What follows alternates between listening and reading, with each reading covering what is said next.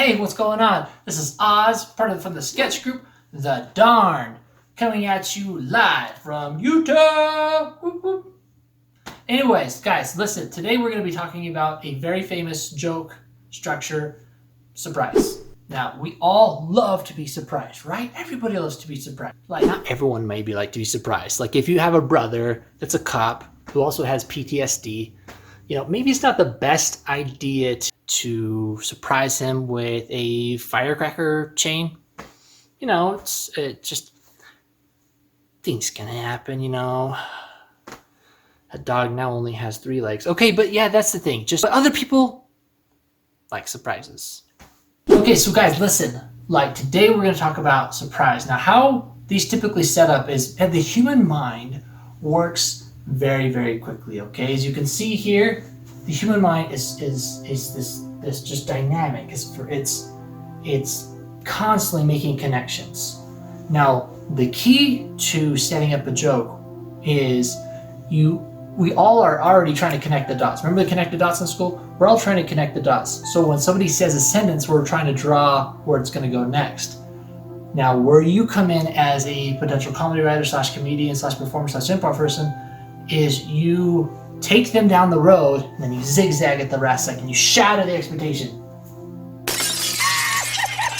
Once that's shattered, then laughter is the automatic reaction. We're going to show a couple examples from some of my favorite shows like that demonstrate this precise thing about setting up the expectation and then shattering it, and then the result, laughter. Okay? Our first example, of course, comes from one of my favorite shows of all time, The Simpsons. Homer is brilliant in some of the things that he says. So watch this clip let's look at a clip and then we'll discuss afterwards. I'm not normally a praying man, but if you're up there, please save me, Superman. Oh, classic Homer. He's just brilliant. He's not really brilliant, but do you see what he did there? You think he's going to say one thing, and then he completely says something else, and it's hysterical, oh man, he just has so many examples. Okay, let's look at another clip from Homer. But this gun had a hold on me. I felt this incredible surge of power, like God must feel when he's holding a gun. He gets me every time. Oh man, okay. All right, I'll give you a break from The Simpsons for a little bit. Why don't we take a look at a famous 90s sitcom that I love that hardly anyone knows about, News Radio. Brilliant, brilliant show. Phil Hartman was great. So why don't we look at that clip now, and then we can see that. Okay, here we go. Women, huh? Can't live with them?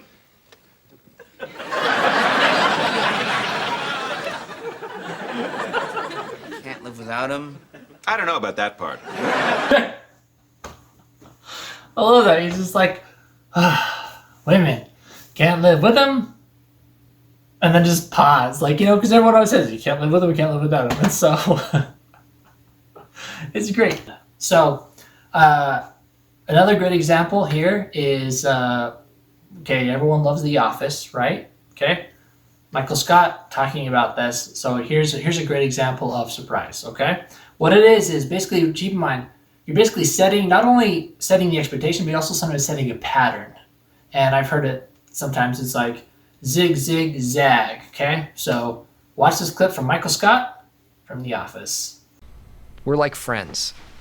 I am Chandler and Joey, and Pam is Rachel, and Dwight is Kramer.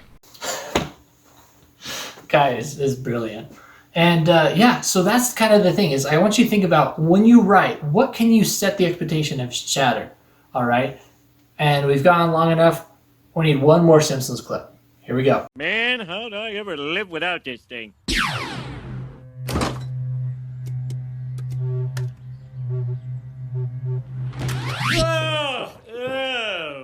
Oh, man, that's good. The first time I saw that when I was a kid, I died laughing so hard, just how he grabs that and just drinks it. Oh my gosh. And then you hear you think it's going to be all disgusting, and then the exact opposite. It's hilarious. Just the opposite of the expectation. So that's what you do. You want to set the assumption, set the expectation, and then shatter it. shatter in people's minds. Remember the brain analogy? Here, let's look at it again. The brain, constantly connecting organisms, and then constantly connecting neurons, organisms, and then shatter. It's a cool sound effect. I won't do it with my mouth. So once you do that, then you can see the humor can start to come in handy, okay? So why don't we try a practice? Write out a sentence, any sentence at all, that would set someone's expectations up, okay? Here's an example, okay? My wife and I are very different. For example, she's a morning person. Now I want you to fill in the blank. Just take a second. I'll pause this for a second, okay? I'll smile while I freeze this frame for you to come up with a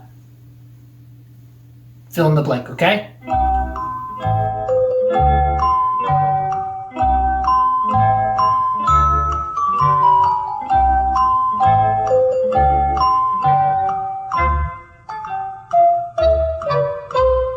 Man, that was really hard to hold that for that long. Okay, what did you come up with? Did you come up with something good? Here's the joke I wrote. It's not a great joke, just so you know. It's not great, but this is kind of what I came up with, okay? My wife and I are very different. For example, she's a morning person, and I'm a lazy person. So, like I said, it's not the greatest joke ever, but you get to kind of see the idea, is that we're trying to create something. We're trying to throw where you think the person's going to go, where the sentence is going to go. And I want you to try to figure that out as you write. And as you do so, I feel like I'm talking as a command pattern missionary. As you do so, I know that you will see so much of your jokes come out a little bit better, a little bit zappier as you go with the opposite effect, you know?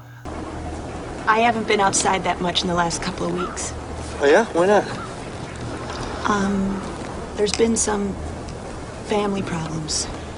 But I don't want to bore you with those. Thanks. Like, just that little simple thing is the exact opposite of what's expected. And that's where humor comes in. That's where surprise comes in. Okay, thanks. I'm Oz Morris from the sketch group The Darned, and this has been a comedy teaching moment about the concept, the laugh trigger, surprise. Thank you.